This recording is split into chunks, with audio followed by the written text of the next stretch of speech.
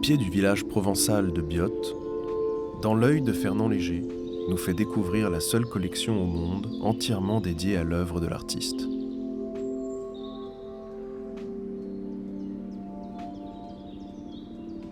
Grâce à la richesse de cet ensemble, le musée propose un parcours unique dans l'œuvre de Fernand Léger. Depuis les années 1910 jusqu'aux grandes compositions décoratives des années 50. Inauguré en 1960, ce musée est le premier sur la Côte d'Azur, consacré à l'art moderne et à l'œuvre d'un seul artiste.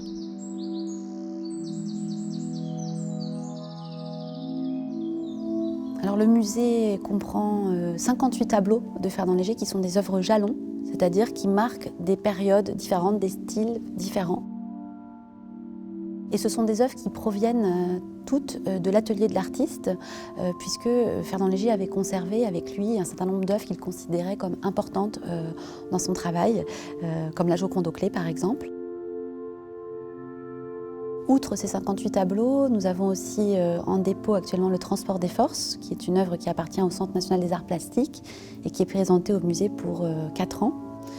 Nous présentons des œuvres de différentes techniques, à la fois des tableaux mais aussi des céramiques qu'il a réalisées à partir de 1949 à Biot.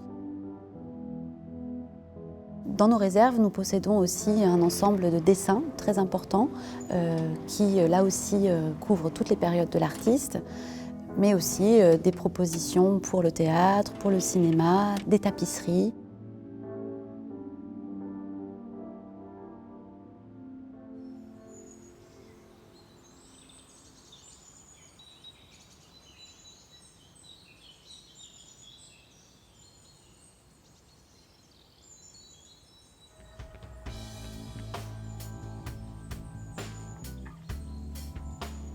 Printemps 1955, Fernand Léger achète un terrain horticole et une petite maison, le Mas Saint-André, à Biot, dans le sud de la France, donc sur la Côte d'Azur, avec l'intention de créer un parc de sculptures monumentales en céramique qui serait ouvert à tous et qui serait un lieu de délectation esthétique et de découverte de son œuvre.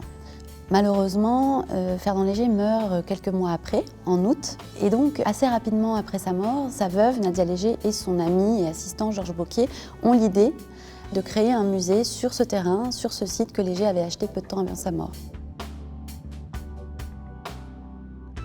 Ils ont l'idée de remodeler complètement le paysage et de construire un terrain en hauteur pour être vraiment visible en circulant dans le paysage environnant. Donc vraiment un projet assez pharaonique. La volonté de Nadia Léger, c'était vraiment de construire ce musée à Biot à partir d'un décor monumental de Léger.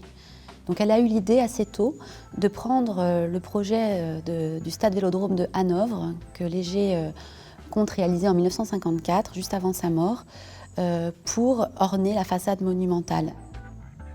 C'est pour cela que quand vous revoyez la façade, il y a 2 médaillons sur le thème du cyclisme et sur le thème du jeu de ballon.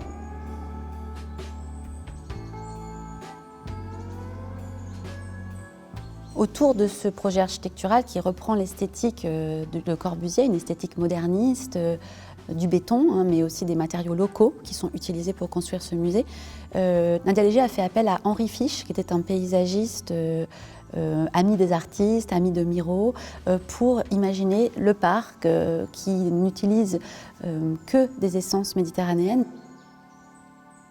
Donc il y a une parfaite adéquation, je trouve, entre l'architecture, ses décors, son esthétique moderne, son parc méditerranéen et l'œuvre de l'artiste.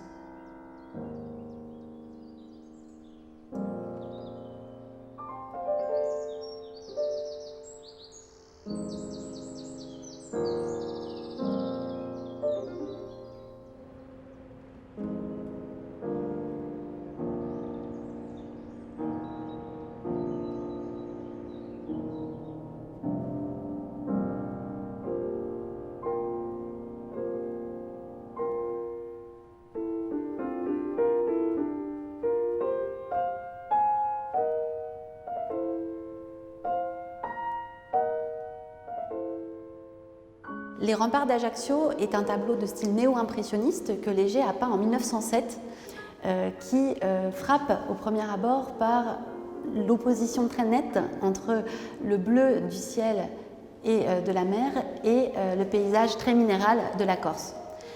C'est pour Léger le premier voyage au bord de la Méditerranée et il est complètement, comme beaucoup d'artistes de cette époque, fasciné par la lumière méditerranéenne qui est en réalité le sujet de ce tableau.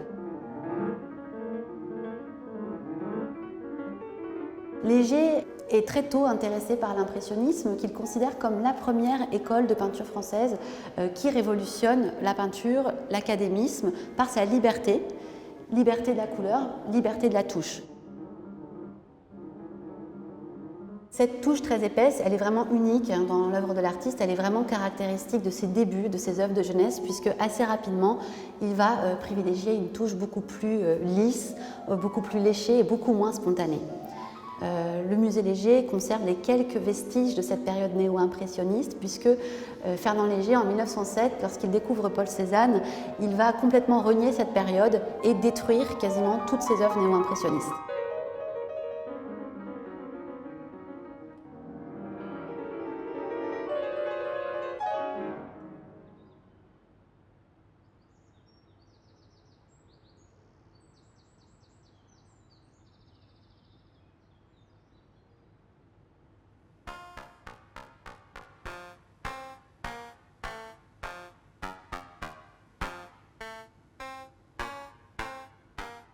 En 1907, Léger découvre Paul Cézanne et comme beaucoup d'artistes de cette génération, notamment Braque et Picasso, il va complètement renouveler ses recherches plastiques et artistiques. Les toits de Paris, c'est la vue familière que Léger observe depuis son atelier rue de l'Ancienne Comédie. Et comme vous le voyez sur ce tableau, on a principalement un assemblage de formes géométriques, de lignes orthogonales, donc les lignes de l'architecture, les lignes des cheminées parisiennes, qui se combinent de manière assez dynamique avec les fumées qui s'échappent des cheminées, qui sont représentées vraiment comme des sphères. Et donc, il souhaite jouer et opposer sur la toile les lignes droites, les lignes orthogonales, horizontales, et ces sphères qui créent du dynamisme dans le tableau. C'est ce qu'il appelle la théorie des contrastes, et ce tableau est à la fois une rupture dans l'œuvre de l'artiste, mais aussi le début de toute une esthétique, de toute une théorie. C'est un artiste pionnier qui participe à tous les grands mouvements de la modernité, le cubisme en premier lieu, mais qui toujours garde son indépendance par rapport à ces mouvements collectifs.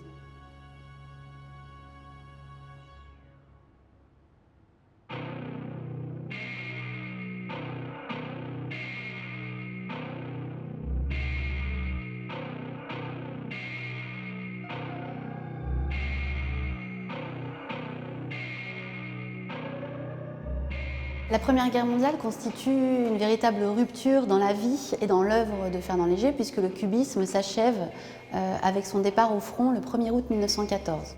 Mais c'est surtout en rentrant après 1918 que Léger va entrer dans une période dite mécanique dans laquelle il célèbre la modernité des paysages et la modernité des objets.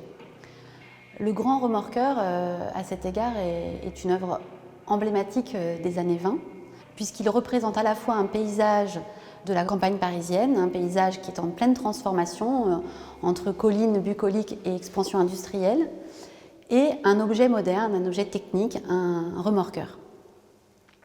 Sur le plan plastique, c'est une œuvre presque révolutionnaire puisque Léger, tout en héritant du cubisme d'avant-guerre, va mettre en place un vocabulaire de formes et de couleurs.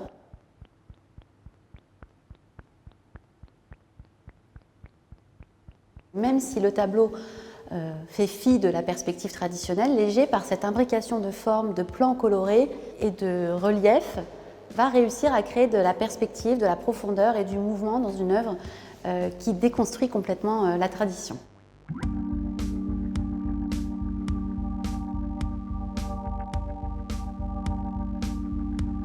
Alors nous sommes ici dans la salle qui est consacrée aux années 20 et aux années 30 de l'artiste, donc depuis son retour du front jusqu'à la période biomorphique de l'artiste, c'est-à-dire l'intérêt pour la nature au courant des années 30.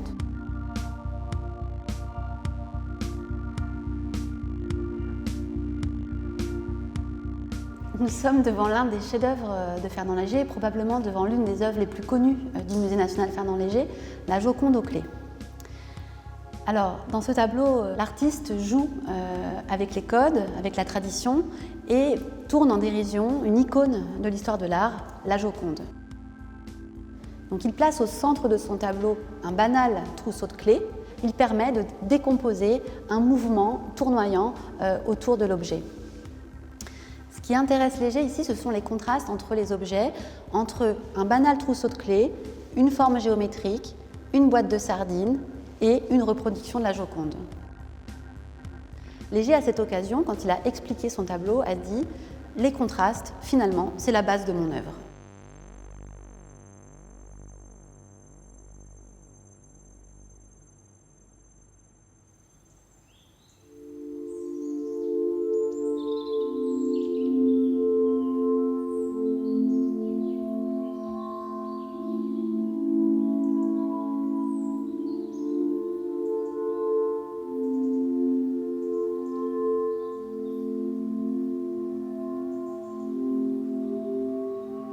Alors, le problème du musée Léger était relativement simple, en ce sens qu'il fallait accompagner cette énorme mosaïque. Et on a fait un pan incliné qui allait vers la route.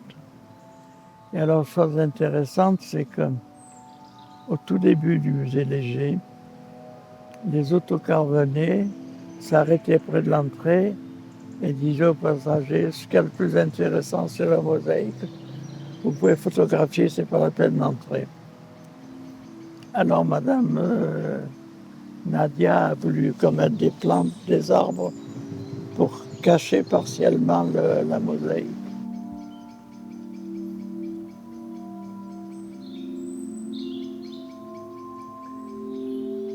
Il est certain que cette énorme mosaïque fait un gros poids dans le paysage. Et heureusement qu'il a fait comme disait Nadia, des sculptures polychromes. Nadia Léger était persuadée que c'est elle qui m'a initié à l'art moderne, alors que j'avais déjà des notions, quoi.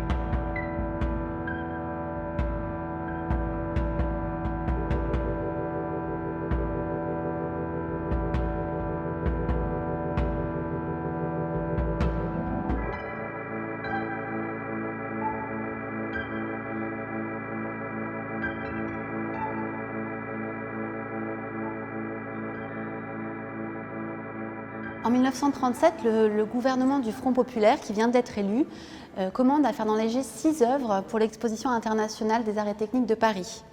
Le transport des forces est une des 6 œuvres que Léger réalise à cette occasion et c'est le dernier vestige de ces commandes que Léger reçoit au milieu des années 30. C'est vraiment une période d'apogée pour l'artiste puisqu'il vient de bénéficier en 1937 d'une grande exposition rétrospective à New York, au Musée d'Art moderne. Et cette commande, dans le cadre du Front populaire, consacre en quelque sorte l'artiste comme un grand artiste du XXe siècle qui renoue à cette occasion avec la modernité.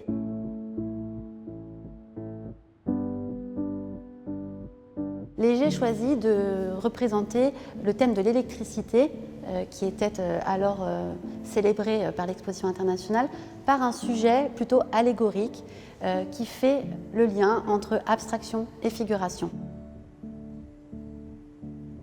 Léger propose un paysage naturel cerné par des usines. Les contrastes entre les lignes géométriques de la modernité, de l'usine, et les lignes courbes et naturelles du paysage environnant.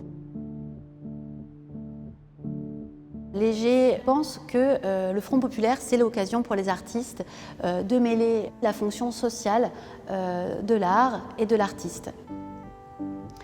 Pour réaliser cette œuvre qui fait quasiment 50 mètres carrés, il fait appel aux meilleurs élèves de son atelier puisque Léger était alors, depuis les années 20, un enseignant important qui avait créé en 1924 une école de peinture, l'Académie moderne. Nous conservons dans nos collections, au Musée national Fernand Léger, la seule étude préparatoire connue de ce grand tableau. Donc c'est à partir de ce moment-là que Léger va commencer à déléguer en quelque sorte la réalisation matérielle de ses œuvres, mais tout en restant à l'initiative bien sûr des projets et du caractère novateur de ces projets.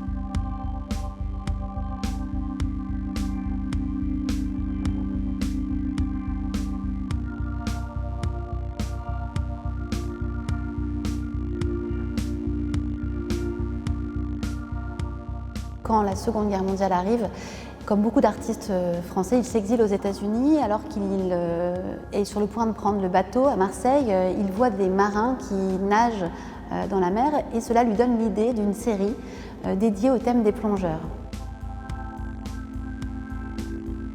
Léger finalement représente une série de corps en mouvement qui se combinent et se mêlent dans une espèce de désordre de formes, de lignes et de couleurs.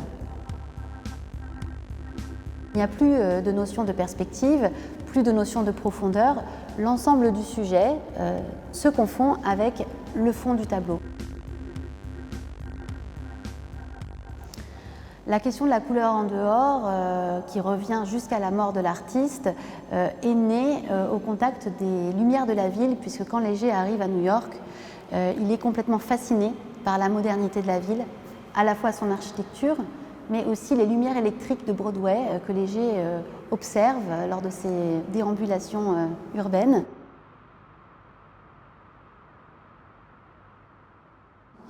À partir des années 30, il utilise le matériau brut de la vie quotidienne, de la vie des classes populaires, le travail, les loisirs, pour finalement dresser un portrait de la société dans laquelle il vit. Mais aussi cette légèreté retrouvée après la guerre.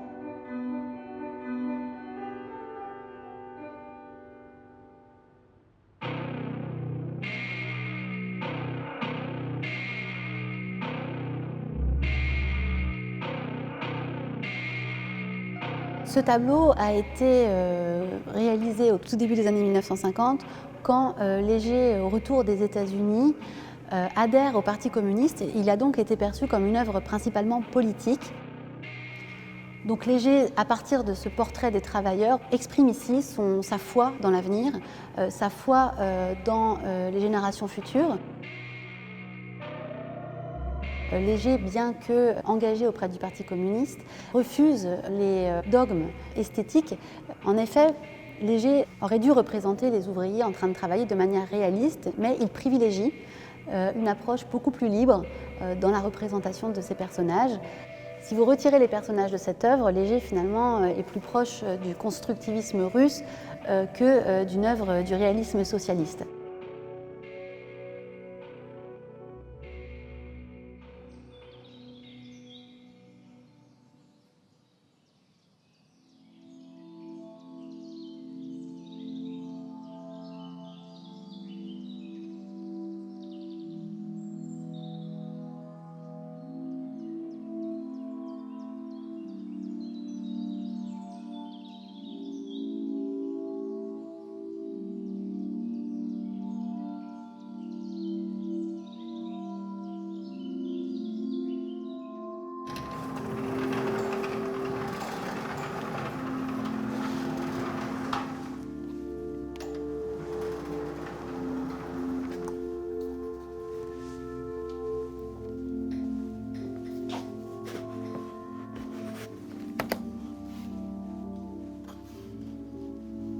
Le dessin, c'est une manière de s'exprimer, de manière spontanée, mais c'est aussi souvent des dessins préparatoires, puisque Léger travaille de manière obsessionnelle presque des thèmes, des séries qu'il développe pendant des années, avec des tableaux préparatoires, mais aussi de nombreux dessins préparatoires. Les constructeurs que je vous ai montrés en salle tout à l'heure est l'aboutissement d'une série de tableaux qui sont eux-mêmes préparés par des séries de dessins, des centaines de dessins. Là, vous voyez des ouvriers avec une vue rapprochée de visage, très spontanée, et puis des études plus abouties à l'encre, où là, Léger structure sa composition, organise son tableau en faisant ressortir les lignes de force. Des fragments de visage, de mains, de pieds. Il essaye de saisir aussi des attitudes spontanées. Et ensuite, il assemble tout ça dans un grand tableau monumental qui fait la synthèse de toutes ses recherches.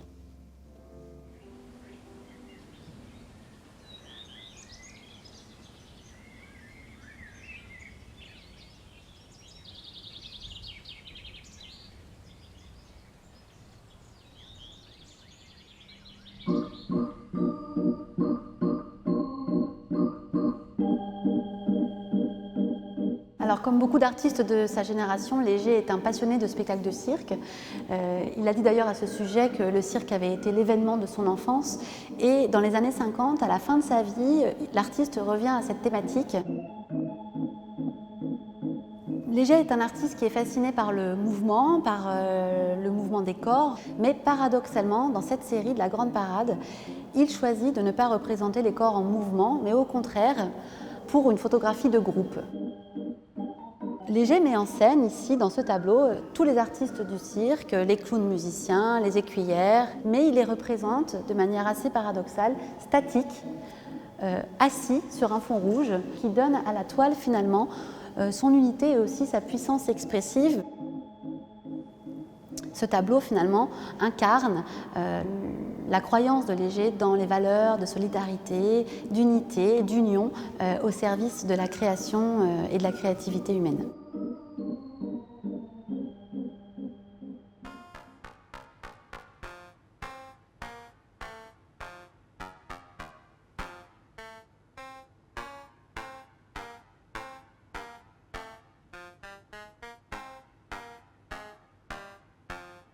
Ce panneau en fibrociment montre à quel point Léger souhaitait intégrer son œuvre à l'architecture en adoptant un matériau typique de son époque, un matériau illustrant sa recherche de modernité.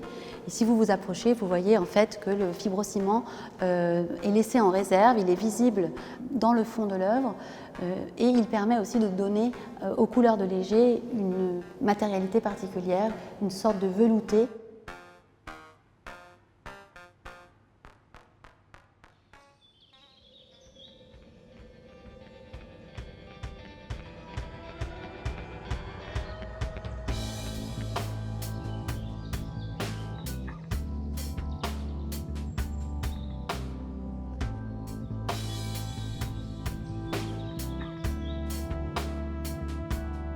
Il y avait chez Léger un véritable optimisme, même pendant la Seconde Guerre mondiale, même quand il est au front pendant la Première Guerre mondiale. Il y a toujours cette capacité de l'artiste à partir d'un événement qui peut être parfois difficile, comme son expérience de la guerre, pour en faire quelque chose de positif, de foncièrement optimiste.